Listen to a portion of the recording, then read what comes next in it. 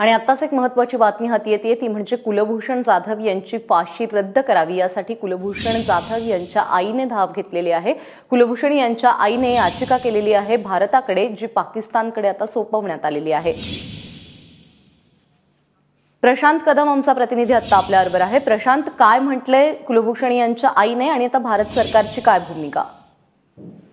प्राजक्ता, खरं तर कुलभूषण जाधव यांना पाकिस्ताननं हेरगिरीच्या आरोपाखाली फाशीची शिक्षा सुनावलेली आहे आणि जर जाधव यांना वाचवायचं असेल तर भारताचं पहिलं पाऊल हे असेल की त्यांचा कन्स्युलर ऍक्सेस, म्हणजे ज्याला आपण कायदेशीर ताबा म्हणू शकतो, तो पहिल्यांदा काय ताबा भारताला मिळायला हवा आणि त्याच्यासाठी प्रयत्न करायचे भारताकडून गेल्या काही दिवसांपासून सातत्यानं सुरू आहेत।